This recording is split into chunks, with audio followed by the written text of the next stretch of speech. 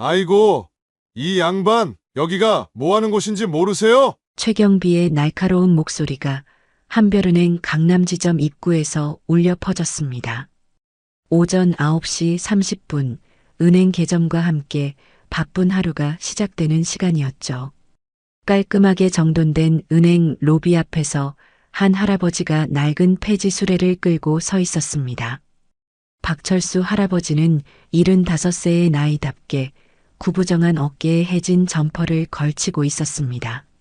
얼굴은 세월의 무게로 깊게 패인 주름이 가득했고 손은 오랜 노동으로 거칠어져 있었죠. 하지만 그의 눈빛만은 여전히 또렷했습니다. 가방에서 조심스럽게 꺼낸 통장을 바라보며 깊은 한숨을 내쉬었습니다. 업무가 있어서 왔습니다. 할아버지의 목소리는 의외로 차분하고 정중했습니다. 하지만 최경비는 코웃음을 쳤죠. 업무라니요? 이런 모습으로 무슨 업무가 있다고 하세요? 은행 로비 안쪽에서는 김민수가 첫 근무를 시작하고 있었습니다. 28살의 신입사원인 그는 깔끔한 정장을 입고 긴장된 표정으로 책상을 정리하고 있었죠. 책상 위에는 장학금 감사 편지가 놓여 있었고 그것을 보며 잠깐 과거를 회상했습니다. 이 과장이 김민수 옆으로 다가왔습니다. 45살의 중간 관리자인 그는 항상 체면과 실적에만 관심이 많았죠. 오늘부터 제대로 배워라. 고객 응대가 얼마나 중요한지 알겠지? 네, 과장님. 열심히 하겠습니다. 밖에서는 여전히 실랑이가 계속되고 있었습니다. 할아버지가 통장을 보여주자 최경비의 표정이 약간 누그러졌지만 여전히 의심스러운 눈빛을 거두지 않았습니다. 정말 업무가 있으시다면. 하지만 다른 고객들에게 피해를 주시면 안 됩니다. 로비로 들어온 할아버지를 본 대기 중인 고객들이 수군거리기 시작했습니다. 저런 사람도 은행에 와? 냄새까지 나는 것 같은데. 젊은 고객들은 노골적으로 자리를 피했고 중년 여성들은 손수건으로 코를 막았습니다. 할아버지는 이런 시선들을 느끼면서도 꿋꿋하게 번호표를 뽑았습니다. 김민수가 이 상황을 지켜보며 이 과장에게 보고했습니다. 과장님, 저기 할아버지가. 아, 저런 분이 왜 여기까지 왔을까? 빨리 처리해서 내보내. 하지만 할아버지가 정식 고객임을 확인하자 어쩔 수 없이 대기하도록 했습니다. 할아버지는 대기석 한 구석에 조용히 앉아 차례를 기다렸습니다. 그의 낡은 시계가 희미하게 반짝였지만 아무도 그것을 주목하지 않았죠. 이 과장은 김민수에게 속삭였습니다. 저런 고객은 빨리빨리 처리하는 게 상책이야. 다른 고객들한테 피해 주지 말고. 시간이 흘러 오전 10시가 되자 은행은 더욱 분주해졌습니다. 정장을 차려입은 직장인들과 고급 핸드백을 든 여성들이 줄을 이었죠. 그 사이에 앉아있는 할아버지는 마치 다른 세상 사람처럼 보였습니다. 할아버지는 가방 속에서 낡은 만년필을 꺼내 무언가를 적기 시작했습니다. 그 글씨체는 의외로 단정하고 교양 있어 보였지만 주변 사람들은 관심조차 두지 않았죠. 오전 10시 30분, 드디어 할아버지의 차례가 되었습니다. 김민수가 번호를 호명하자 할아버지는 천천히 일어나 창구로 향했습니다. 폐지 냄새와 함께 다가오는 할아버지를 보며 김민수는 무의식적으로 코를 살짝 막았습니다. 어떤 업무를 도와드릴까요? 김민수의 목소리에는 어쩔 수 없는 어색함이 묻어났습니다. 다른 은행으로 돈을 이체하고 싶습니다. 할아버지의 대답은 예상외로 명확했습니다. 김민수는 잠깐 당황했죠. 아, 네. 그러시군요. 통장을 보여주시겠습니까? 할아버지가 낡은 가방에서 꺼낸 통장은 오래되어 모서리가 해졌지만 정식 한별은행 통장이었습니다. 김민수가 시스템에 입력하려는 순간 이 과장이 뒤에서 나타났습니다. 뭘 그렇게 오래 하고 있어? 빨리 처리하라고. 이 과장의 목소리에는 짜증이 섞여 있었습니다. 주변 대기 고객들의 시선이 집중되기 시작했습니다. 어떤 중년 남성은 노골적으로 시계를 보며 혀를 찾고 젊은 여성들은 킥킥거리며 웃었습니다. 저기 봐, 진짜 저런 분도 은행 업무를 보시나 봐. 얼마나 될지 궁금하네. 1,000원? 10,000원? 할아버지는 이런 시선들을 받으면서도 침착함을 잃지 않았습니다. 오히려 김민수를 바라보며 말했습니다. 젊은 친구, 어디서 본 것 같은데. 김민수는 고개를 갸우뚱했습니다. 할아버지의 얼굴에서 왠지 모를 친근함을 느꼈지만 어디서 본 건지 기억나지 않았죠. 아마 착각이실 겁니다. 어느 은행으로 이체하실 건가요? 미래은행으로 보내고 싶습니다. 이 과장이 참지 못하고 끼어들었습니다. 도대체 얼마를 이체하려는 거예요?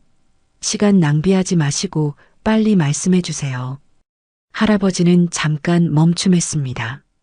그의 눈에서 순간적으로 서글픈 빛이 스쳤지만 곧 다시 평온해졌습니다. 많지 않습니다. 그냥 필요한 만큼만. 이 과장은 코웃음을 쳤습니다. 필요한 만큼이라니. 정확한 금액을 말씀하셔야 처리할 수 있지 않겠습니까? 로비의 다른 고객들도 상황을 지켜보기 시작했습니다. 어떤 이는 스마트폰으로 몰래 촬영하려 했고 또 다른 이는 친구에게 문자를 보내며 상황을 설명했습니다. 김민수는 점점 마음이 불편해졌습니다. 할아버지를 대하는 이 과장의 태도가 너무 무례해 보였기 때문입니다. 과장님, 좀 더 정중하게 대해드리면 안 될까요? 이 과장은 김민수를 날카롭게 쳐다봤습니다. 신입이 뭘 안다고? 이런 고객들은 빨리 처리하는 게 서로에게 좋은 거야. 할아버지는 이런 대화를 들으면서도 화를 내지 않았습니다. 대신 가방에서 무언가를 꺼내려다가 다시 집어넣었습니다. 그 순간 김민수의 눈에 반짝이는 무언가가 보였지만 자세히 확인할 수는 없었죠. 박지점장이 사무실에서 나와 상황을 지켜보기 시작했습니다. 52살의 그는 평소 권위적이었지만 위기 상황에서는 빠른 판단력을 보이는 편이었습니다. 시간은 계속 흘렀고 대기줄은 점점 길어졌습니다. 다른 창구 직원들도 상황을 의식하며 일처리 속도를 높였습니다. 할아버지의 폐지 수레 옆에 놓인 신문 더미에서 오래된 경제신문 한 장이 바람에 날려 바닥에 떨어졌습니다. 김민수가 그것을 주워주려다가 신문의 날짜를 보고 깜짝 놀랐습니다. 30년 전 신문이었는데 왜 할아버지가 그런 오래된 신문을 가지고 있는지 의아했죠. 정오가 가까워지면서 은행 로비는 점심시간을 앞둔 고객들로 더욱 붐비기 시작했습니다. 할아버지는 여전히 창구 앞에 서 있었고 이 과장의 인내심은 한계에 다다르고 있었습니다. 아니, 도대체 언제까지 이러실 겁니까? 이 과장의 목소리가 한 옥타브 높아졌습니다. 주변 고객들의 시선이 더욱 집중되었습니다. 어떤 중년 여성은 노골적으로 불편한 표정을 지으며 다른 창구로 이동했고 정장을 입은 직장인은 시계를 보며 혀를 찼습니다. 저런 분 때문에 우리가 왜 기다려야 하는 거야? 은행에서도 좀 관리를 해야 하는 거 아니야? 이런 수군거림이 로비 전체에 퍼지자 할아버지의 어깨가 살짝 움츠러들었습니다. 하지만 여전히 자리를 뜨지 않았죠. 김민수는 양심의 가책을 느끼며 할아버지를 바라봤습니다. 문득 어린 시절의 기억이 스쳐 지나갔습니다. 10년 전 대학 등록금이 없어 고민하던 시절 누군가의 도움으로 장학금을 받을 수 있었던 그때 말입니다. 그때 도와준 자원봉사자는 분명 여성이었는데 왜 이 할아버지를 보면서 그 기억이 떠오르는지 알 수 없었습니다. 박지점장이 드디어 사무실에서 나왔습니다. 상황이 심각해지고 있다는 것을 감지한 것이죠. 무슨 일입니까? 박지 점장의 목소리는 차분했지만 위압적이었습니다. 이 과장이 재빨리 상황을 설명했습니다. 지점장님, 이분이 이체를 하시겠다고 하시는데 금액을 정확히 말씀을 안 해주셔서. 박지 점장은 할아버지를 위아래로 훑어봤습니다. 그의 표정에서 곧바로 판단이 내려졌죠. 빨리 처리해드리겠습니다. 정확한 금액만 말씀해 주시면 됩니다. 하지만 여전히 할아버지를 대하는 태도는 다른 고객들과 확연히 달랐습니다. 존댓말은 하고 있지만 그 속에 담긴 무시와 차별은 분명했죠. 할아버지는 가방에서 무언가를 꺼내려다가 다시 멈췄습니다. 그 순간 김민수의 눈에 고급스러운 만년필이 살짝 보였습니다. 낡은 옷차림과는 전혀 어울리지 않는 물건이었죠. 할아버지, 혹시 무엇을 찾고 계신가요? 김민수가 조심스럽게 물었습니다. 아니야, 괜찮네. 할아버지의 대답은 짧았지만 그 말투에서 묘한 품위가 느껴졌습니다. 이 과장이 마침내 참지 못하고 큰 소리를 냈습니다. 정말 마지막으로 묻겠습니다. 정확히 얼마를 이체하실 건가요? 더 이상 시간 낭비하지 마시고 말씀해 주세요. 그 순간 로비 전체가 조용해졌습니다. 모든 고객들의 시선이 할아버지에게 집중되었고 직원들도 손을 멈추고 상황을 지켜봤습니다. 할아버지는 잠깐 망설이더니 천천히 고개를 들었습니다. 그의 눈에서 결의의 찬빛이 번뜩였습니다. 김민수는 할아버지의 손을 자세히 보게 되었습니다. 거칠고 주름진 손이었지만 넷째 손가락에 반지를 꼈던 흔적이 뚜렷하게 남아 있었습니다. 그것도 상당히 큰 반지였던 것 같았죠.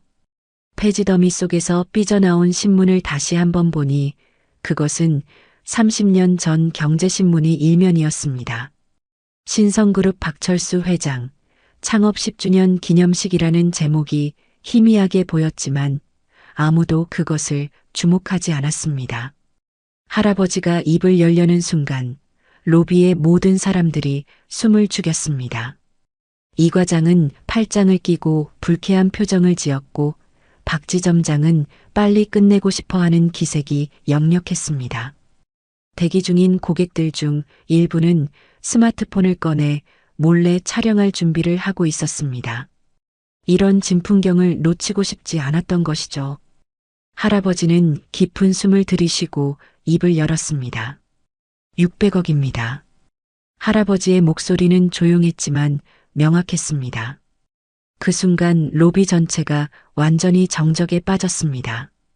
이 과장의 얼굴이 순간적으로 굳어졌습니다.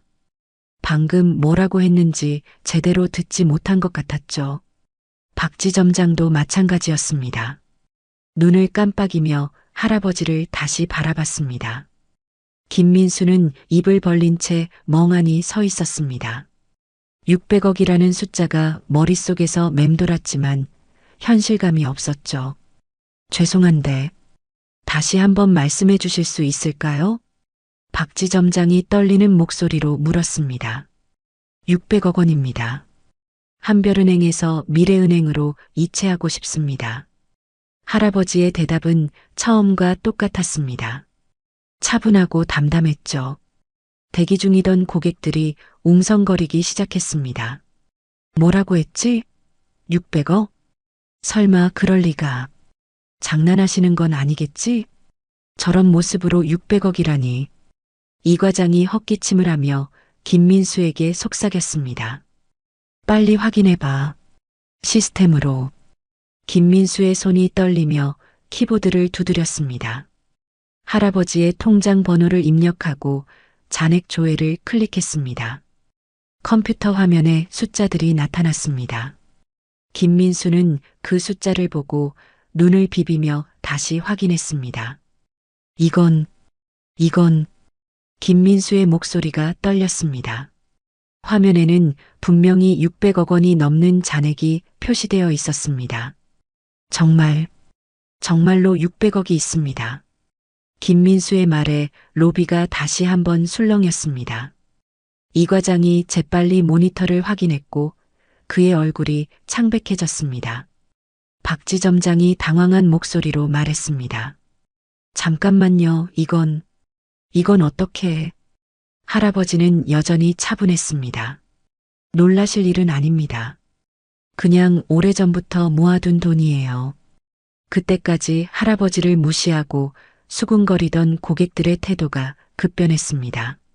방금까지 킥킥거리며 웃던 젊은 여성들은 입을 다물었고 시계를 보며 혀를 찼던 중년 남성은 할아버지를 다시 바라봤습니다. 최경비가 멀리서 이 상황을 보고 있었습니다. 방금까지 할아버지를 막았던 자신의 행동이 떠올라 얼굴이 빨개졌죠. 죄송합니다, 고객님. 제가 잘못했습니다. 이 과장이 갑자기 허리를 깊게 숙였습니다. 박지 점장도 마찬가지였습니다. 정말 죄송합니다. 저희가 무례하게 대해드렸습니다. 하지만 할아버지는 화를 내지 않았습니다. 괜찮습니다. 사람들이 겉모습으로 판단하는 건 자연스러운 일이니까요. 할아버지의 너그러운 반응에 오히려 직원들이 더 당황했습니다. 이런 상황에서 화를 내지 않는 것이 더 무서웠죠. 김민수는 할아버지를 바라보며 문득 궁금한 것이 생겼습니다. 혹시 성함이 어떻게 되십니까? 박철수입니다. 그 순간 김민수의 머릿속에서 무언가가 번뜩였습니다. 어디선가 들어본 이름 같았지만 정확히 기억나지 않았습니다. 이 과장과 박지 점장은 이제 완전히 다른 사람이 되어 있었습니다. 방금까지의 무례함은 온데간데없고 최고 VIP 고객을 대하는 태도로 변해 있었죠. 고객님, 정말 죄송합니다. 저희가 VIP 라운지로 안내해 드리겠습니다. 박지 점장이 공손하게 말했습니다. 아니에요. 여기서 처리해도 됩니다. 별로 복잡한 일이 아니니까요. 할아버지의 말에 주변 고객들이 더욱 놀랐습니다. 600억을 가진 사람이 이렇게 겸손할 수 있다는 것이 믿기지 않았죠. 로비 한쪽에서 지켜보던 다른 직원들도 수군거리기 시작했습니다. 저분이 정말 600억을 가지고 계시다고? 우리가 얼마나 무례하게 굴었을까? 은행 전체가 술렁이기 시작했습니다. 은행 전체가 순식간에 아수라장이 되었습니다. 600억이라는 숫자가 직원들 사이에 빠르게 퍼져나갔고 모든 사람들의 시선이 할아버지에게 집중되었습니다. 박지 점장이 재빨리 상황을 정리하려 했습니다. 고객님, 정말 죄송합니다. 즉시 VIP 전용 공간으로 모시겠습니다. 하지만 할아버지는 고개를 저었습니다. 굳이 그럴 필요 없습니다. 여기서 간단히 처리하면 되죠. 이 과장은 이제 완전히 다른 사람이 되어 있었습니다. 방금까지 퉁명스럽게 대하던 모습은 온데간데없고 최대한 공손하게 굴고 있었죠. 고객님, 정말 송구스럽습니다. 제가 무례하게 굴었습니다. 어떤 처벌이라도 받겠습니다. 대기 중이던 고객들의 태도도 완전히 바뀌었습니다. 방금까지 수군거리고 피하던 사람들이 이제는 할아버지를 신기한 듯 바라봤습니다. 저런 분이 600억을 가지고 계시다니. 역시 사람은 겉모습으로 판단하면 안 되는구나. 우리가 얼마나 편견을 가지고 있었는지. 김민수는 여전히 충격에서 벗어나지 못하고 있었습니다. 컴퓨터 화면의 숫자를 몇 번이나 다시 확인했지만 분명히 600억이 넘는 금액이 표시되어 있었습니다. 이체 절차를 진행하겠습니다. 김민수가 떨리는 목소리로 말했습니다. 할아버지가 고개를 끄덕였습니다. 수고스럽겠지만 부탁드립니다.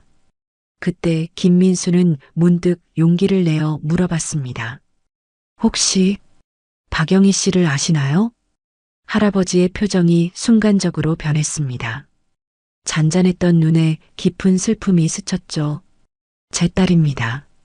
10년 전에 세상을 떠났지만요. 김민수의 마음이 뛰기 시작했습니다. 10년 전 자신이 어려울 때 장학금을 받도록 도와준 자원봉사자의 이름이 바로 박영희였습니다. 혹시 그분이 사회복지 일을 하셨나요? 할아버지의 눈이 반짝였습니다. 맞습니다. 영희는 평생 어려운 사람들을 도우며 살았어요. 어떻게 아시는지요? 김민수의 목소리가 떨렸습니다. 그분이 제가 어려울 때 장학금을 받도록 도와주셨어요. 그래서 제가 지금 여기 있을 수 있었습니다. 할아버지의 얼굴에 따뜻한 미소가 번졌습니다. 그래서 낯이 익었구나. 영희가 자주 이야기했던 그 학생이군요. 공부를 정말 열심히 한다고 자랑스러워했어요. 주변에서 듣고 있던 직원들과 고객들이 감동받은 표정을 지었습니다. 이런 우연의 만남이 있을 수 있다는 것이 신기했죠. 이 과장이 조심스럽게 끼어들었습니다. 고객님, 정말 죄송합니다. 저희가 몰라보고. 할아버지가 손을 흔들었습니다. 이미 말했듯이 괜찮습니다. 사람들이 외모로 판단하는 건 당연한 일이에요.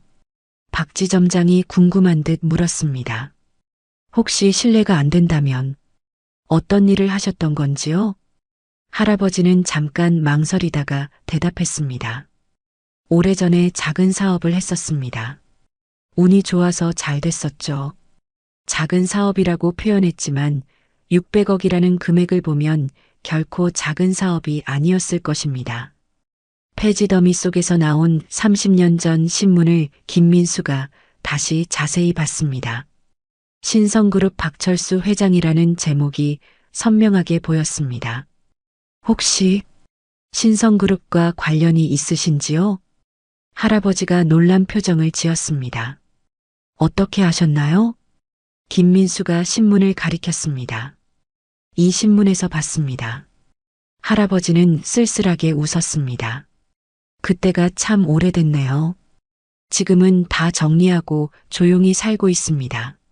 주변 사람들이 더욱 놀랐습니다. 신성그룹은 30년 전 국내 굴지의 대기업 중 하나였습니다.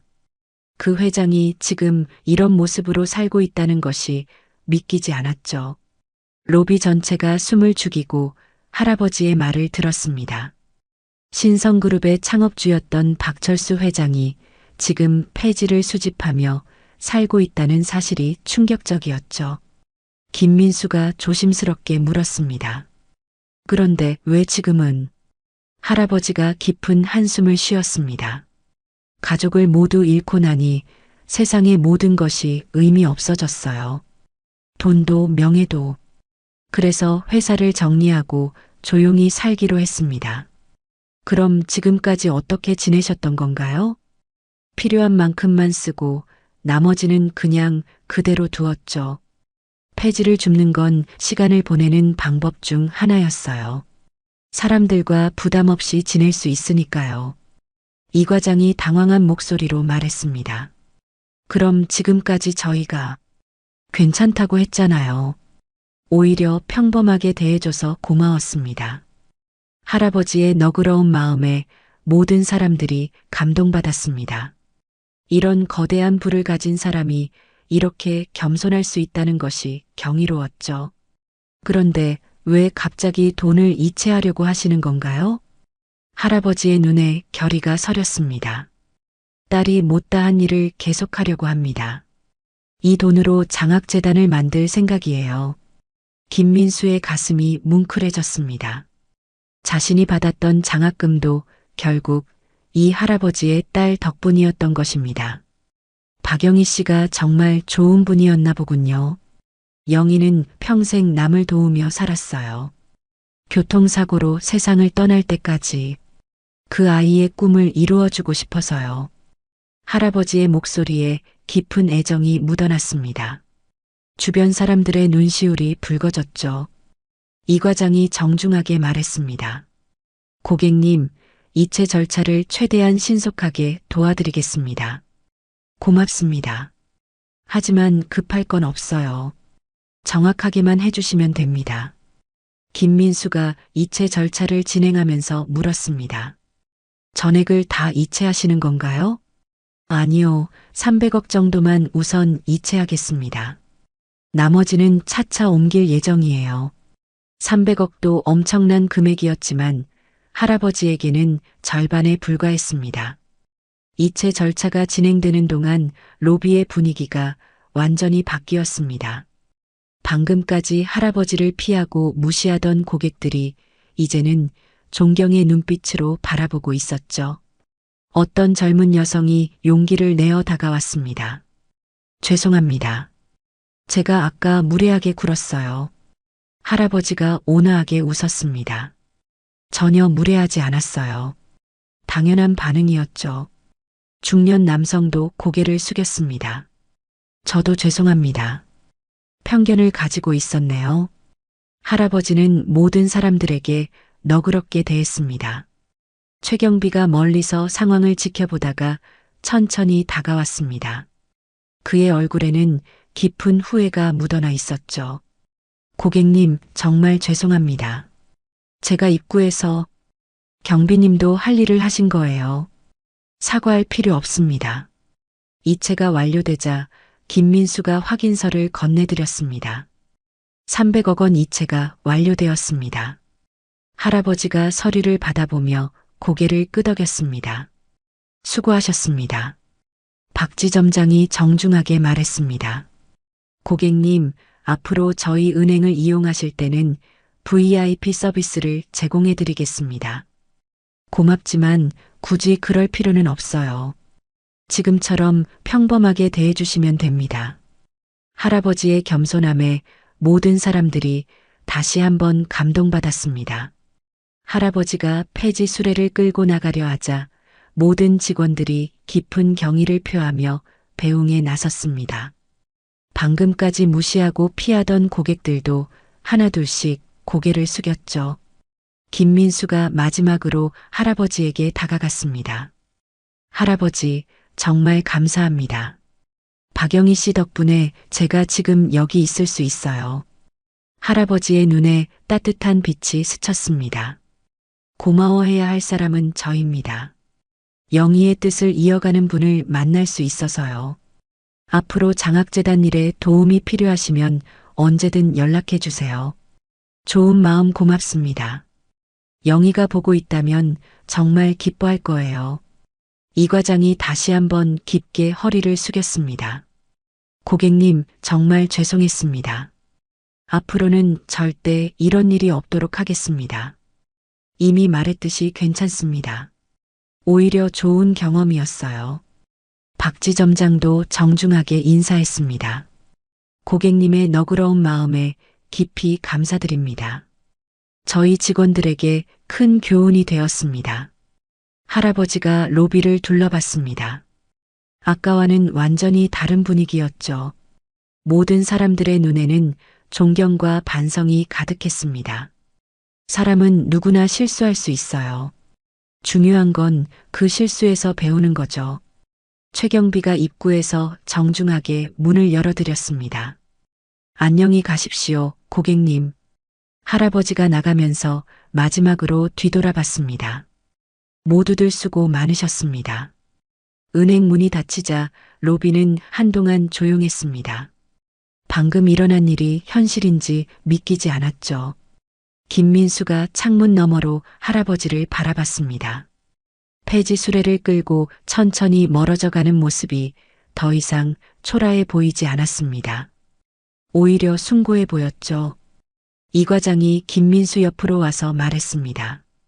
오늘 정말 큰 교훈을 얻었네. 사람을 겉모습으로 판단하면 안 된다는 걸. 맞습니다. 저도 처음엔 편견을 가지고 있었어요. 박지점장이 전 직원들을 모았습니다. 오늘 일을 교훈 삼아 앞으로는 모든 고객을 동등하게 대하도록 합시다. 외모나 차림새로 사람을 판단해서는 안 됩니다.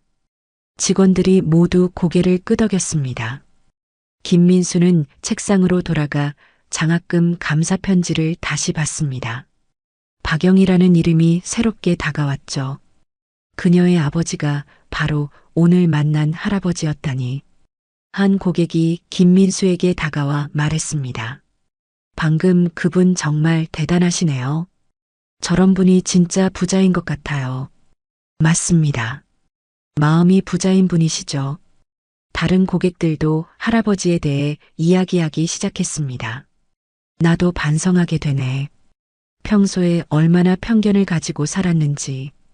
정말 사람은 겉모습으로 판단하면 안 되는구나. 로비의 분위기가 따뜻해졌습니다. 모든 사람들이 오늘의 경험을 통해 무언가를 깨달은 듯 했죠. 김민수가 동료에게 말했습니다. 오늘 정말 특별한 하루였어. 진짜 부자가 뭔지 알게 된 것 같아. 그러게.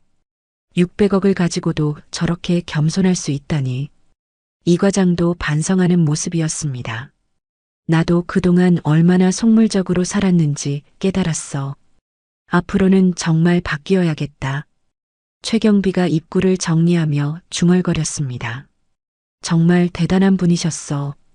나를 전혀 원망하지 않으시고. 시간이 흘러 오후가 되었지만 은행 직원들과 고객들의 마음속에는 여전히 할아버지의 모습이 선명하게 남아 있었습니다. 며칠 후 김민수는 신문을 보다가 깜짝 놀랐습니다. 박영의 장학재단 설립이라는 제목의 기사가 실려 있었습니다. 기사에는 박철수 할아버지의 사진과 함께 300억 원 규모의 장학재단을 설립했다는 내용이 나와 있었죠. 김민수가 동료들에게 신문을 보여줬습니다. 봐봐, 할아버지가 정말 장학재단을 만드셨어. 이 과장이 기사를 읽으며 감탄했습니다. 정말 대단하신 분이야. 말씀하신 대로 하셨네. 박지 점장도 기사를 보며 고개를 끄덕였습니다. 우리가 정말 귀한 분을 배웠던 거구나. 기사에는 박영희 씨의 이야기도 자세히 나와 있었습니다. 10년 전 교통사고로 세상을 떠나기까지 수많은 어려운 학생들을 도왔다는 내용이었죠.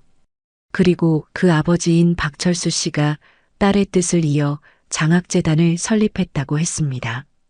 김민수는 문득 할아버지가 궁금해졌습니다. 지금 어떻게 지내고 계실까요? 점심시간이 되자 김민수는 은행 근처를 걸어봤습니다. 혹시 할아버지를 다시 만날 수 있을까 하는 마음에서였죠.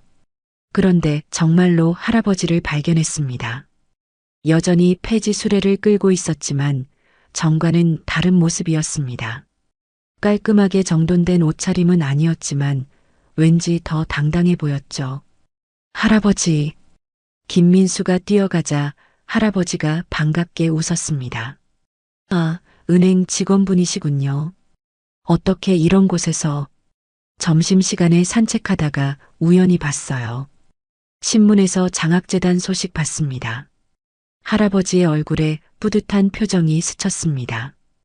영희가 하고 싶어 했던 일을 드디어 시작할 수 있게 됐어요. 정말 대단하세요. 많은 학생들이 도움을 받을 수 있을 거예요.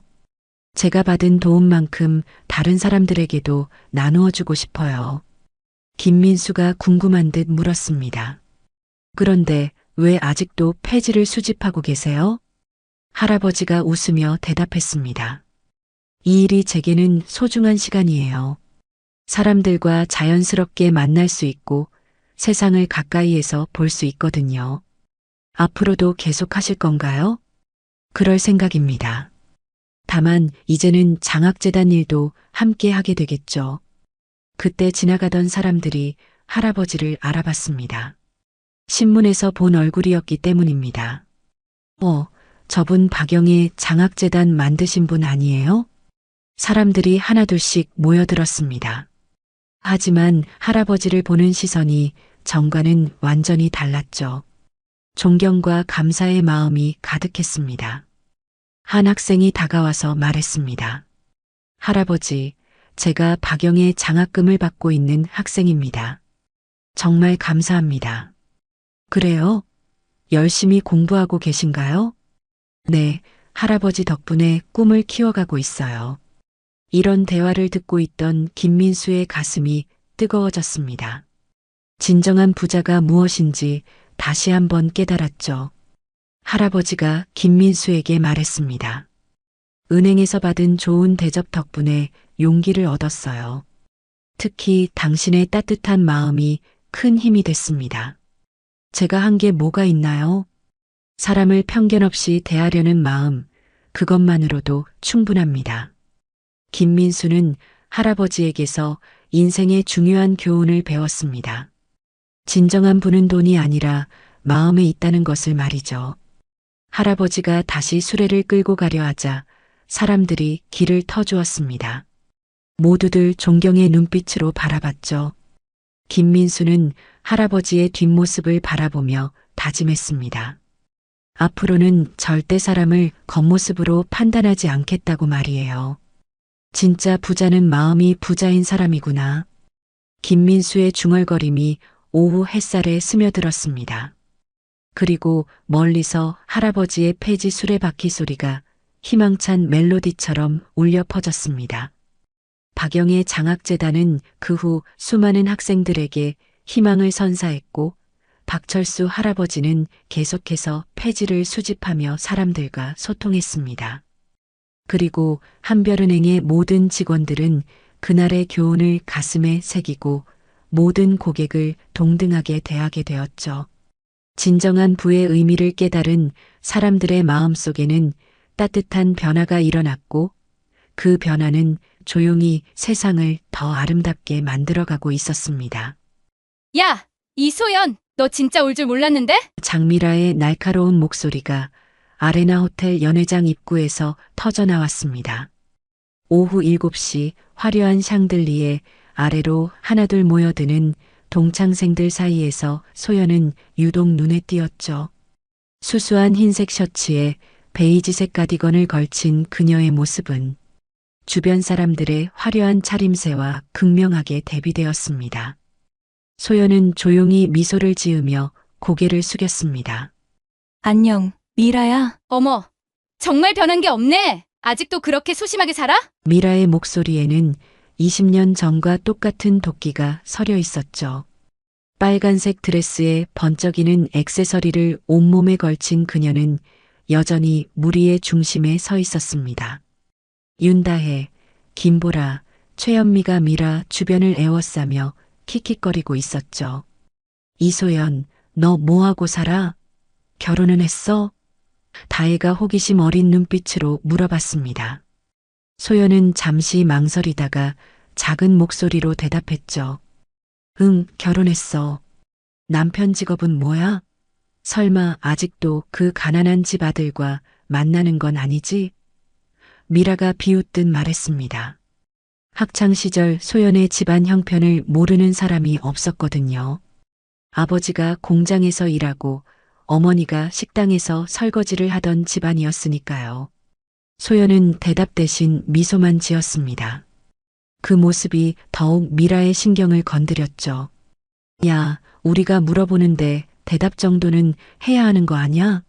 너 아직도 그렇게 건방져? 연회장 한편에서 이 광경을 지켜보던 박은지가 조용히 다가왔습니다. 소연아, 오랜만이야. 잘 지냈어? 은지의 따뜻한 목소리가 냉랭한 분위기를 조금이나마 누그러뜨렸죠. 응, 은지야. 너도 잘 지냈지? 소연이 반갑게 인사하자 미라가 비아냥거렸습니다. 어머, 박은지도 왔네. 너희 둘이 아직도 친하구나. 그때나 지금이나. 은지는 아무 말 없이 소연 옆에 서서 조용히 지지의 뜻을 보였습니다. 하지만 미라와 그 무리들의 시선은 여전히 소연에게 집중되어 있었죠. 그런데 소연아, 너 여기 어떻게 왔어? 이 호텔 진짜 비싸거든? 1박에 100만 원 넘어. 보라가 의미심장하게 웃으며 말했습니다. 설마 우리 동창회비로 이런 데 온 거 아니지? 너 형편에. 이때 현미가 끼어들었습니다. 아, 맞다. 얘들아, 나 오늘 새 가방 샀어. 루이비통 신상이야. 현미는 자랑스럽게 가방을 들어 올렸죠. 300만 원 했는데 남편이 용돈 올려줘서 바로 질렀어. 우와, 진짜 예뻐. 나도 하나 사고 싶은데. 다혜가 부러워하자 미라가 우쭐해하면서 말했습니다. 그 정도야 뭐. 나는 작년에 차 바뀌어서 벤츠 새 거 샀어. 2천만 원짜리. 그들의 과시 경쟁이 시작되자 소연은 더욱 위축되어 보였습니다. 검은색 작은 가방 하나 들고 온 그녀의 모습이 초라해 보였거든요. 소연아, 너는 요즘 뭐 사고 싶은 거 없어? 아, 미안. 내가 살 수 있는 게 별로 없겠구나. 미라의 독설이 소연의 마음을 찔렀습니다. 하지만 소연은 여전히 차분한 표정을 유지했죠. 마음속으로는 과거의 아픈 기억들이 물밀듯 밀려왔지만 겉으로는 흔들리지 않으려 애썼습니다. 20년 전 그 교실에서의 굴욕적인 순간들이 생생하게 떠올랐거든요. 책상 위에 쓰레기를 버려놓고 운동화에 못을 박아놓고 급식비를 빼앗고 그 모든 기억들이 한꺼번에 몰려왔습니다. 그래도 결혼은 했다니까 다행이네. 너 같은 애도 받아주는 남자가 있다니. 미라의 마지막 한마디가 소연의 가슴을 후벼 팠습니다. 자, 그럼 이제 본격적으로 시작해볼까? 미라가 손뼉을 치며 다른 동창들을 불러 모았습니다. 연회장 안쪽 둥근 테이블에는 이미 15명 정도의 동창생들이 자리를 잡고 있었죠. 각자 화려한 옷차림으로 치장한 그들 사이에서 소연의 수수한 모습은 더욱 도드라져 보였습니다. 와, 정말 오랜만이다. 근데 소연이 진짜 왔네? 테이블에 앉은 동창 중 한 명이 놀란 듯 말했습니다. 맞아, 나도 깜짝 놀랐어. 연락처도 없어서 초대장 보내기도 힘들었는데. 소연은 조용히 자리에 앉으며 주변을 둘러봤습니다. 모두들 반가워하는 듯 했지만 그 시선 속에는 묘한 호기심과 우월감이 섞여 있었죠. 마치 동물원의 진귀한 동물을 구경하는 것 같은 느낌이었습니다. 얘들아, 우리 한 명씩 근황 얘기해보자. 미라가 사회자 역할을 자처하며 나섰습니다. 내가 먼저 할게. 나는 지금 강남에서 네일샵 체인점 운영하고 있어. 벌써 3개 매장이야. 사실 미라의 네일샵은 적자에 허덕이고 있었지만 그런 내막을 아는 사람은 없었죠. 남편의 사업 실패로 빚더미에 앉았다는 것도 철저히 숨기고 있었습니다. 우와, 대박. 미라, 너 진짜 성공했구나. 역시 학창 시절부터 리더십이 있더니. 칭찬이 쏟아지자 미라는 더욱 우쭐해졌습니다. 뭐, 그럭저럭 살만해. 아, 그리고 작년에 아파트도 바뀌어. 반포 신축으로. 거짓말이었습니다. 실제로는 전세금도 제대로 마련하지 못해 월세로 겨우 버티고 있었거든요. 하지만 동창회에서만큼은 절대 진실을 말할 수 없었죠. 다혜야, 너는 어때? 나는 아이 둘 키우면서 온라인 쇼핑몰 해. 육아맘들 타겟으로 한 거라 꽤 잘 돼. 다혜 역시 과장된 얘기였습니다. 실제로는 파트타임으로 편의점 알바를 하며 생계를 이어가고 있었거든요. 하지만 여기서는 누구나 자신을 포장해야 했습니다. 이런 식으로 한 명씩 돌아가며 각자의 성공담을 늘어놓았습니다. 모두들 잘 살고 있다고 행복하다고 말했지만 소연의 눈에는 그들의 초조함과 불안함이 그대로 보였죠. 마침내 소연의 차례가 돌아왔습니다. 소연아, 너는? 모든 시선이 소연에게 집중되었습니다. 그들의 눈빛에는 기대감이 가득했죠. 소연이 초라한 현실을 고백하며 위축되는 모습을 보고 싶어 했거든요. 나는 별로 특별한 건 없어. 소연이 조용히 말했습니다. 그냥 평범하게 살고 있어. 평범하게? 구체적으로 뭐 하는데? 미라가 끈질기게 물었습니다. 그냥. 소연이 말을 흐리자 보라가 끼어들었습니다. 설마 아직도 집에서 빈둥거리는 건 아니지? 남편 벌이로만 사는 거야? 아니면 시장에서 일하나? 어머니 따라서? 현미의 말에 테이블 주변에서 웃음소리가 터져나왔습니다. 소연의 얼굴이 조금씩 붉어졌습니다. 과거의 기억들이 다시 한번 밀려왔죠. 학창 시절 어머니가 학교에 오시면 다른 아이들이 수군거리던 모습, 도시락 대신 편의점 삼각김밥을 싸와야 했던 날들. 얘들아, 그만해. 은지가 조용히 말했지만 아무도 귀 기울이지 않았습니다. 아, 맞다. 소연아, 너 그때 우리한테 돈 빌려간 거 기억나? 미라가 갑자기 옛날 얘기를 꺼냈습니다. 급식비 없다고 울면서 빌려달라고 했잖아. 그것도 한두 번이 아니고 사실 빌려간 것이 아니라 빼앗긴 것이었지만 미라는 그렇게 기억하고 싶었습니다. 아니, 그렇게 포장하고 싶었던 거죠. 맞아, 맞아. 그때 정말 불쌍했어. 다른 아이들도 하나둘 끼어들기 시작했습니다. 소연은 묵묵히 그들의 말을 들었습니다. 손은 무릎 위에서 조용히 떨리고 있었지만 표정만은 평온을 유지하려 애썼죠. 그러고 보니 그때 참 웃긴 일이 많았지? 미라가 점점 더 신이 나서 말을 이어갔습니다. 소연아, 너 기억나? 체육 시간에 운동복 없어서 체육복 빌려달라고 했던 거? 소연의 손이 더욱 떨렸습니다. 그날의 기억이 선명하게 되살아났거든요. 집에서 빨래를 못 해와서 더러운 체육복을 입고 있던 그녀에게 아이들은 냄새 난다며 코를 막았었죠. 맞아. 그때 우리가 얼마나 친절했는데. 다들 자기 여벌 체육복 빌려주고 보라가 마치 선행을 베푼 것처럼 말했습니다. 하지만 실제로는 아무도 빌려주지 않았었죠. 오히려 더러워서 못 빌려줘라며 손사래를 쳤던 기억만 남아 있었습니다. 아, 그리고 소연이 도시락 얘기도 웃겼어. 현미가 깔깔거리며 말했습니다. 맨날 편의점 삼각김밥이나 컵라면 가져와서 우리는 엄마가 정성껏 싸준 도시락 먹는데 그때 한 번은 소연이가 내 도시락 보고 침 질질 흘리고 있더라고. 다혜가 과장되게 말하자 테이블 주변에서 웃음이 터져 나왔습니다. 소연은 조용히 물잔을 들어 물을 마셨습니다. 목이 말라서가 아니라 떨리는 손을 감추기 위해서였죠. 마음속으로는 20년 전 그 굴욕적인 순간들이 파노라마처럼 지나갔습니다. 야, 그리고 소연이 옷 얘기도 해야지. 미라가 더욱 신이 나서 말했습니다.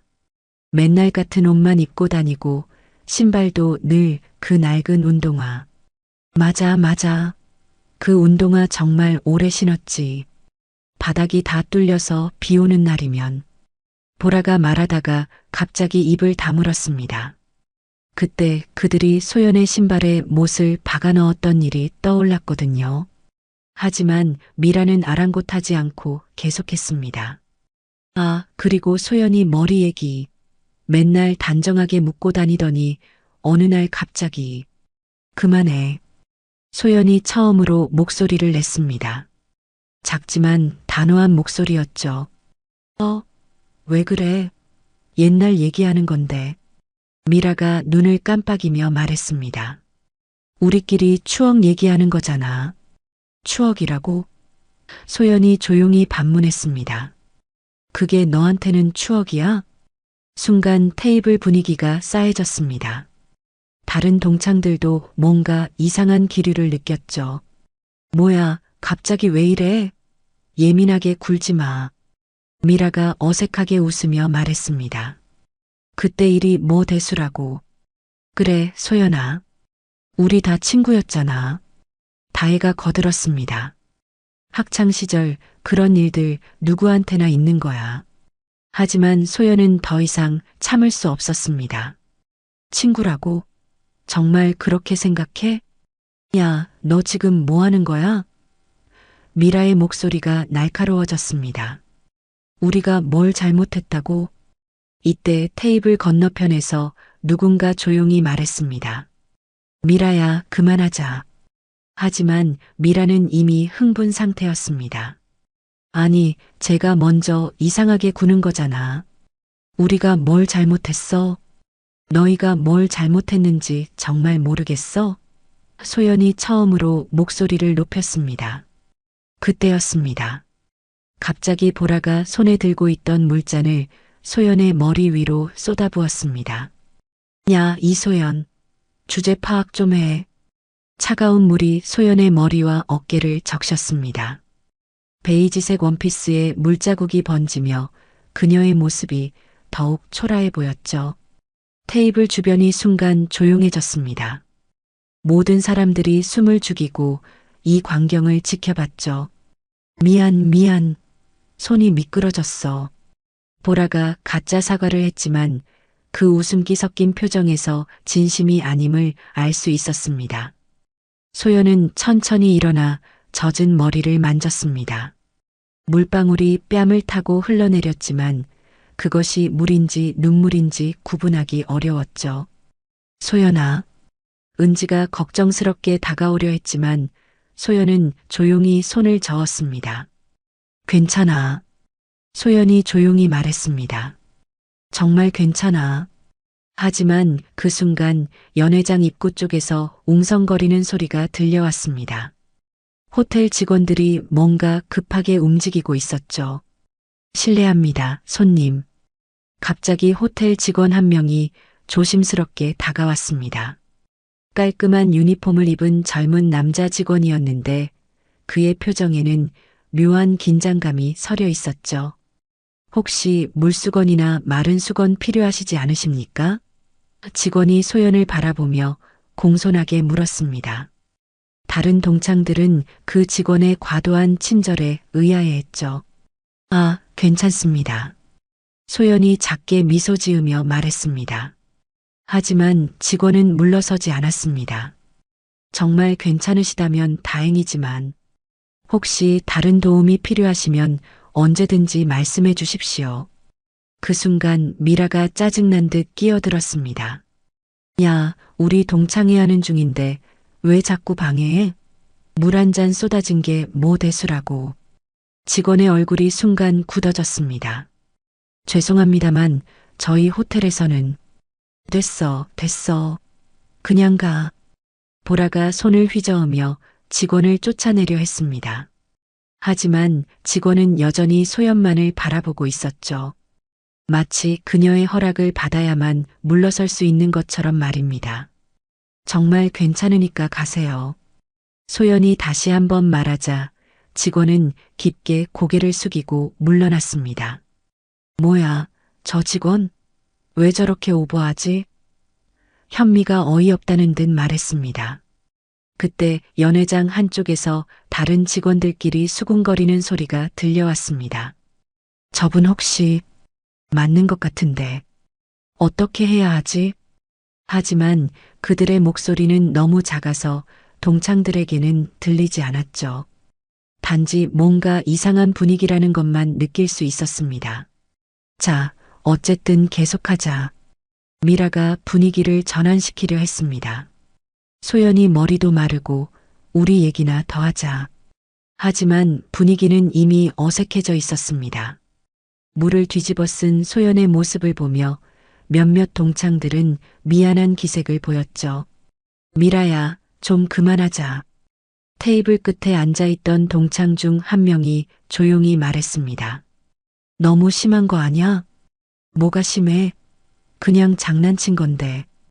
미라가 어깨를 으쓱했습니다. 소연이도 괜찮다고 했잖아. 하지만 소연의 표정은 전혀 괜찮아 보이지 않았습니다. 젖은 머리카락이 얼굴에 달라붙어 있었고 원피스의 물자국도 여전히 선명했죠. 그때 연회장 입구 쪽에서 또 다른 움직임이 있었습니다. 호텔 매니저로 보이는 중년 남성이 직원 2명과 함께 이쪽을 바라보고 있었죠. 그들의 표정에는 긴장감이 역력했습니다. 저기 직원들 왜 저래? 다혜가 고개를 돌리며 말했습니다. 우리 쳐다보고 있는 것 같은데? 별거 아닐 거야. 미라가 신경 쓰지 않는다는 듯 말했습니다. 호텔에서 그냥 서비스 차원에서 그러는 거겠지. 하지만 은지는 뭔가 이상함을 느꼈습니다. 호텔 직원들의 시선이 소연에게만 집중되어 있다는 것을 눈치챘거든요. 마치 그녀가 특별한 사람인 것처럼 말입니다. 소연아, 너 혹시 이 호텔에서 일해본 적 있어? 은지가 조심스럽게 물었습니다. 아니, 없어. 소연이 작게 대답했습니다. 그 순간 매니저가 무전기에 대고 뭔가 말하는 모습이 보였습니다. 네, 알겠습니다. 바로 연락드리겠습니다. 무전기 너머로 들려오는 목소리는 들리지 않았지만 매니저의 표정이 더욱 진지해졌죠. 뭔가 이상하네. 현미가 중얼거렸습니다. 직원들이 너무 신경 쓰는 것 같은데? 미라는 여전히 개의치 않았습니다. 그냥 비싼 호텔이라 서비스가 좋은 거겠지. 우리가 뭐 대단한 사람들이라고.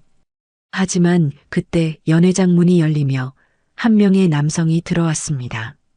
정장을 말끔하게 차려입은 키 큰 남성이었는데 그의 등장과 함께 호텔 직원들이 일제히 고개를 숙였죠. 동창들은 모두 그 남성을 바라봤습니다. 뭔가 범상치 않은 분위기를 풍기는 사람이었거든요.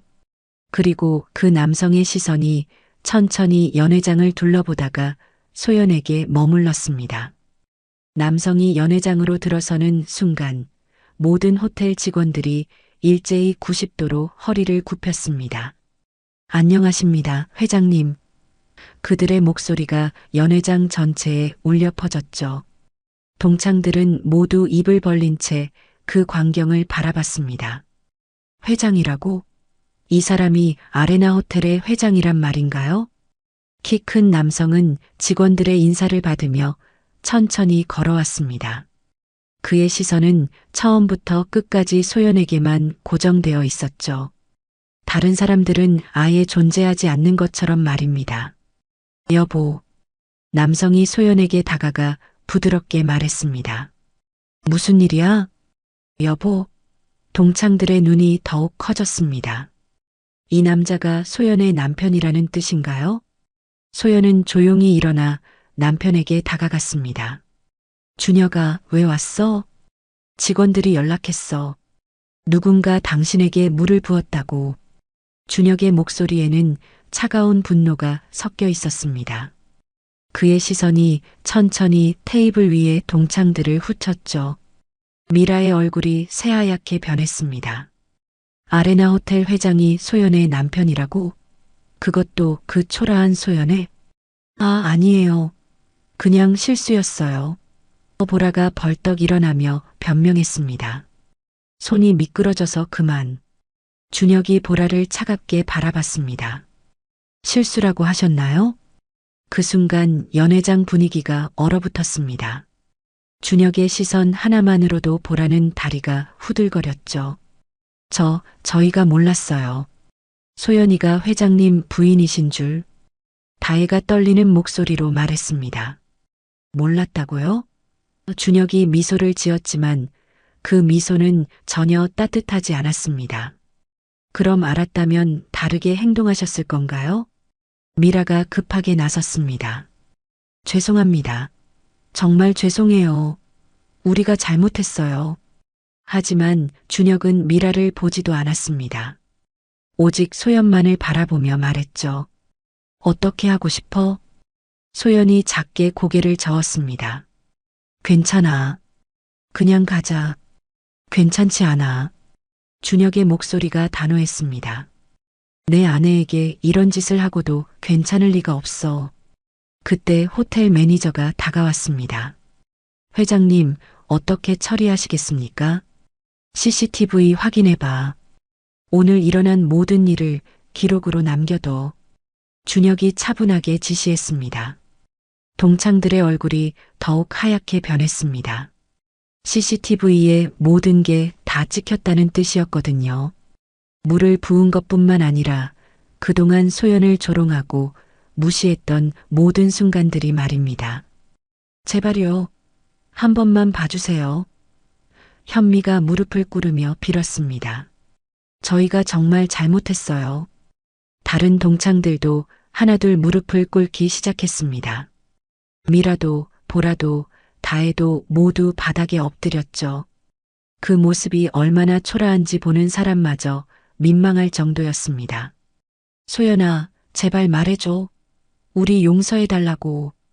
미라가 울먹이며 매달렸습니다. 우리가 미쳤었어. 정말 미안해. 하지만 소연은 그들을 내려다보며 조용히 말했습니다. 일어나. 소연아. 일어나라고. 소연의 목소리에는 이전과는 다른 무게감이 있었습니다. 더 이상 위축되거나 두려워하지 않는 목소리였죠. 너희가 지금 무릎 꿇는 이유가 뭐야? 소연이 차분하게 물었습니다. 내가 이소연이라서? 아니면 아레나 호텔 회장 부인이라서? 미라가 입을 벌렸다가 닫았습니다. 대답할 수 없었거든요. 진실은 후자였으니까요. 만약 내가 아직도 그때 그 가난한 이소연이었다면 너희는 지금도 나를 조롱하고 있었겠지. 소연의 말이 그들의 가슴을 찔렀습니다. 준혁이 소연의 어깨에 손을 올렸습니다. 그만하자. 이런 사람들과 더 시간 낭비할 필요 없어. 소연이 고개를 끄덕였습니다. 그리고 무릎 꿇고 있는 동창들을 마지막으로 한번 바라봤죠. 이제야 알겠어. 소연이 조용히 말했습니다. 너희가 나를 괴롭혔던 건 내가 약해서가 아니라 너희가 비겁해서였구나. 소연아, 정말 미안해. 제발 한 번만. 미라가 바닥에 엎드린 채 소연의 발목을 붙잡으려 했습니다. 하지만 소연은 한 걸음 뒤로 물러났죠. 놓아. 소연의 목소리는 여전히 조용했지만 그 안에는 단단한 의지가 담겨 있었습니다. 준혁이 한 걸음 앞으로 나서며 미라를 내려다봤습니다. 제 아내에게 손대지 마세요. 미라의 손이 떨리며 바닥으로 떨어졌습니다. 준혁의 차가운 시선 앞에서는 감히 움직일 수도 없었거든요. 회장님, 정말 죄송합니다. 보라가 눈물을 흘리며 빌었습니다. 저희가 정말 잘못 생각했어요. 소연이가 이렇게 대단한 분인 줄 몰랐어요. 대단한 분? 소연이 고개를 갸웃했습니다. 내가 언제부터 대단한 분이 됐지? 보라가 당황하며 말을 더듬었습니다. 그게 아니라 제 말뜻은 내 말뜻을 정확히 알겠어. 소연이 차분하게 말했습니다. 내가 아레나 호텔 회장 부인이라는 걸 알았으니까 갑자기 대단한 분이 된 거지. 연회장 안이 조용해졌습니다. 다른 동창들도 모두 숨을 죽이며 이 광경을 지켜보고 있었죠. 그럼 궁금한데. 소연이 천천히 무릎 꿇고 있는 그들을 둘러봤습니다. 만약 내가 아직도 그때 그 가난한 집 딸이었다면 어땠을까? 현미가 고개를 들어 소연을 바라봤습니다. 소연아, 그런 말 하지 마. 왜? 사실이잖아. 소연의 목소리에는 조롱도 분노도 없었습니다. 단지 담담함만 있었죠. 너희는 지금 내 지위 때문에 무릎 꿇고 있는 거야. 내가 이소연이라서가 아니라. 미라가 입술을 깨물었습니다. 부정하고 싶었지만 거짓말할 수 없었거든요. 그때 은지가 조용히 일어났습니다. 소연아. 소연이 은지를 바라봤습니다. 은지만은 무릎을 꿇지 않고 있었거든요. 나는 너한테 진심으로 사과하고 싶어. 은지가 진지하게 말했습니다. 그때 내가 너를 지켜주지 못한 것. 정말 미안해. 소연의 표정이 조금 부드러워졌습니다.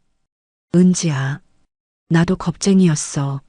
너를 도와주고 싶었지만 나까지 왕따 당할까봐 무서웠거든. 은지의 목소리가 떨렸습니다. 그게 가장 후회스러워. 지금도. 소연이 은지에게 다가갔습니다. 고마워. 그때도 지금도. 소연아, 용서해줘. 은지가 소연의 손을 잡았습니다. 정말 미안해. 소연이 고개를 끄덕였습니다. 너는 달라. 진짜 미안해하는 거 알아. 그 순간 바닥에 엎드려 있던 미라가 벌떡 일어났습니다. 나도 진짜 미안해. 정말로. 하지만 소연은 차가운 시선으로 미라를 바라봤습니다. 너는 아니야. 왜 은지는 되고 나는 안 돼? 미라가 억울하다는 듯 소리쳤습니다. 왜냐하면 소연이 잠시 말을 멈췄다가 이어갔습니다. 은지는 그때도 나를 완전히 외면하지 않았거든.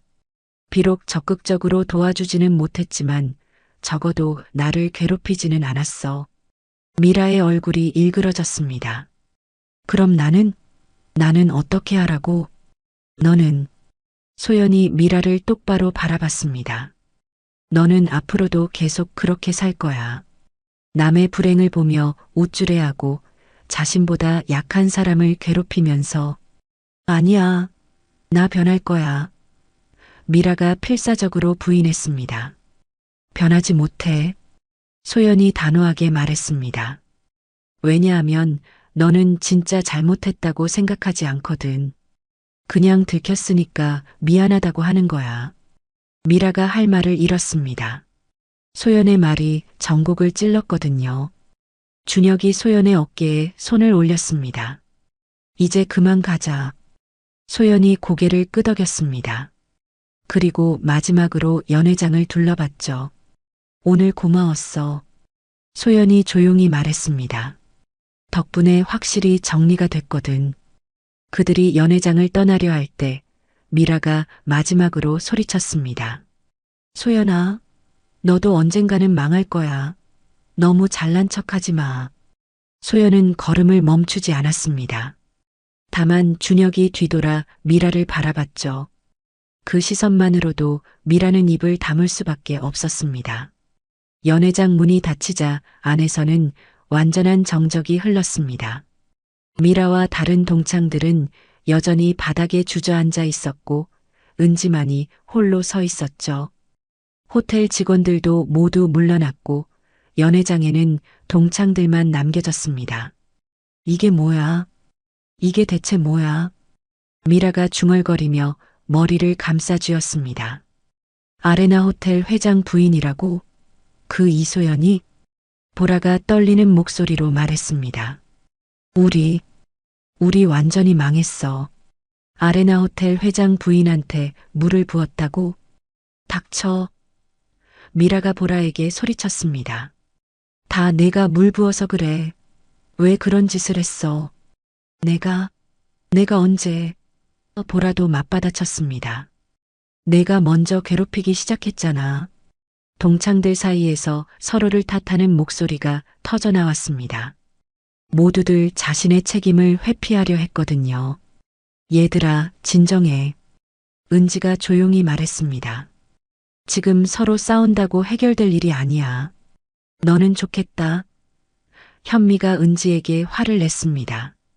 너는 소연이한테 용서받았잖아. 우리는 어떻게 해?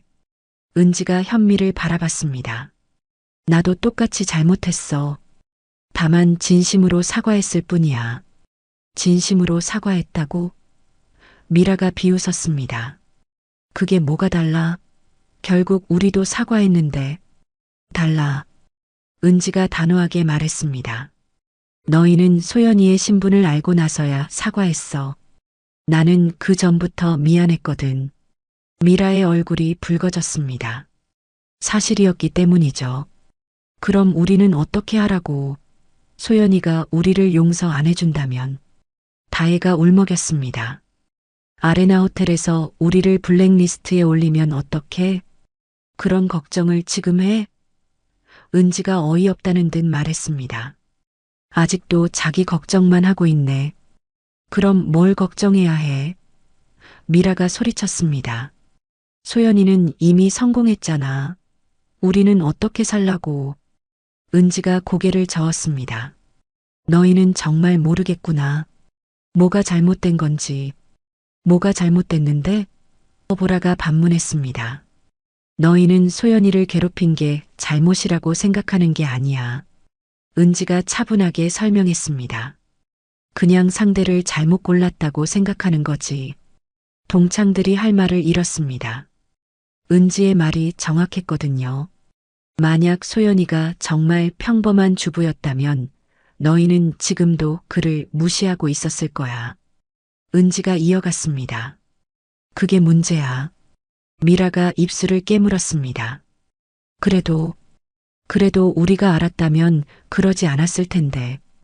그 말 자체가 잘못된 거야. 은지가 단호하게 말했습니다. 사람을 괴롭히는 건 그 사람의 지위나 배경과 상관없이 잘못된 거거든. 연회장 안이 다시 조용해졌습니다. 은지의 말이 그들의 가슴을 찔렀기 때문이죠. 우리 정말 나쁜 사람들이었구나. 현미가 작은 목소리로 중얼거렸습니다. 지금이라도 깨달았으면 됐어. 은지가 말했습니다. 하지만 너무 늦었지. 미라가 은지를 바라봤습니다. 너는 앞으로 소연이랑 연락하고 지낼 거야? 모르겠어. 은지가 솔직하게 말했습니다. 그건 소연이가 결정할 일이야. 나는 그냥 진심으로 사과했을 뿐이거든. 그럼 우리는?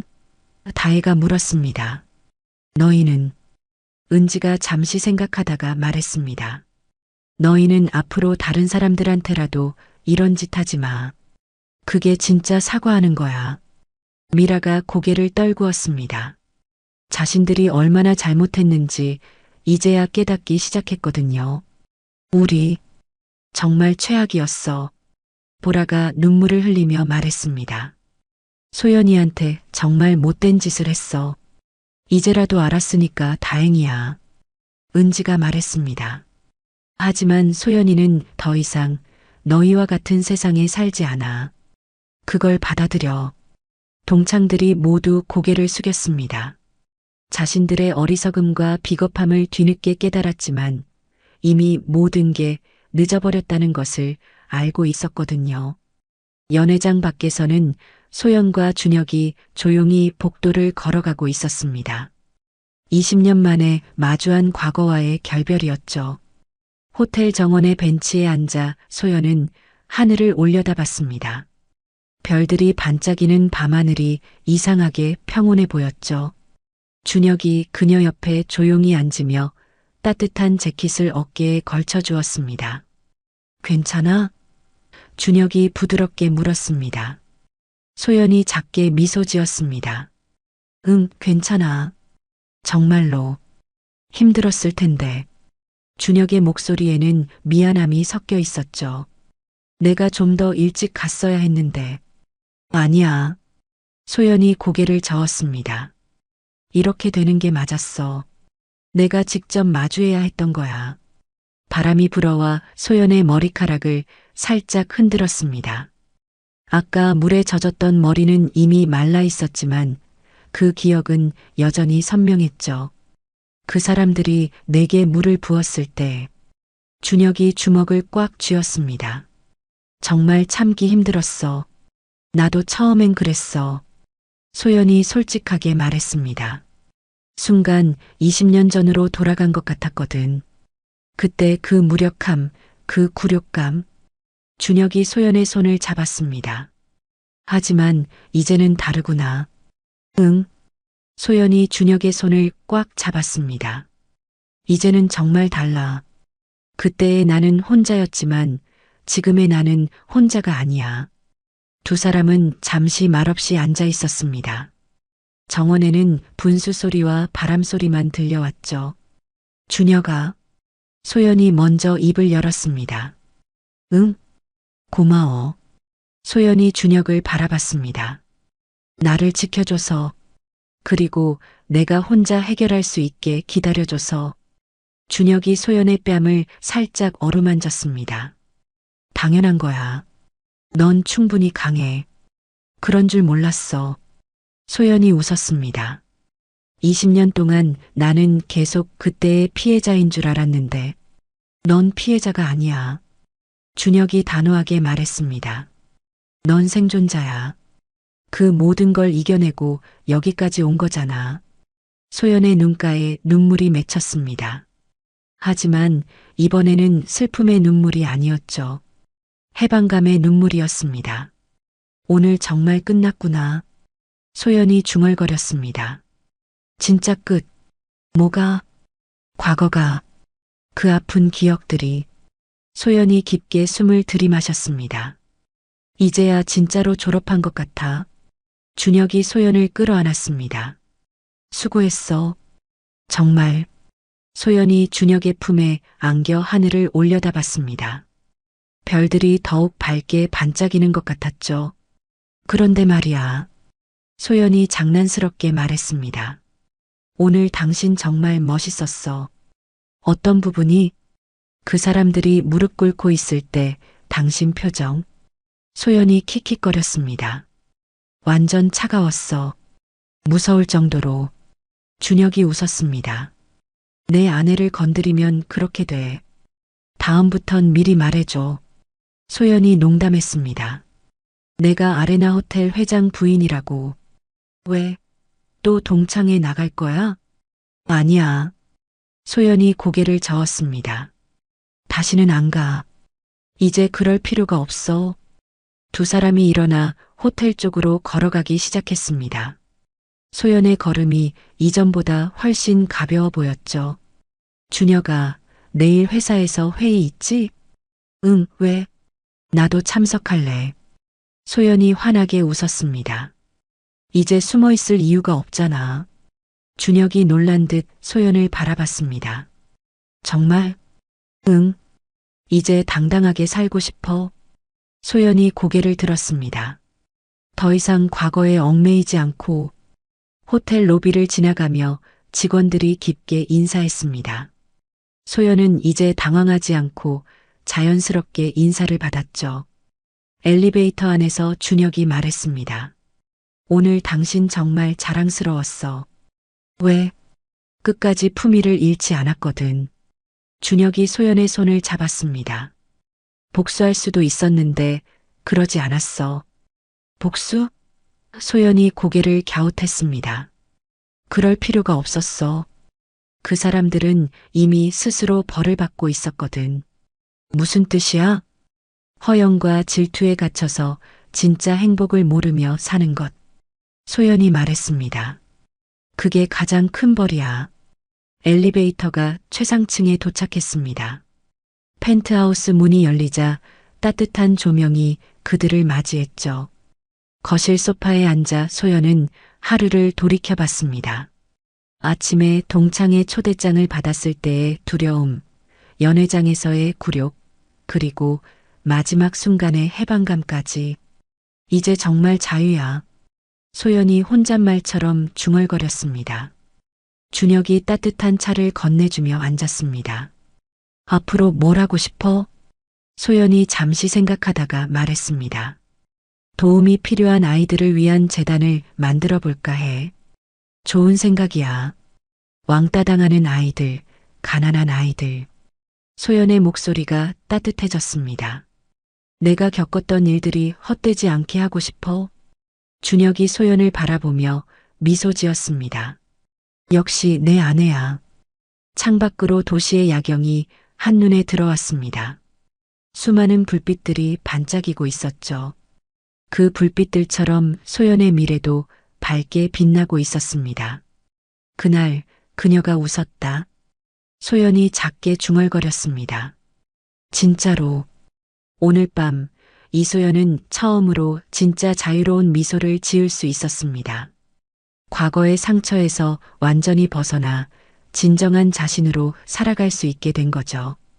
그리고 그 미소는 앞으로도 계속될 것이었습니다.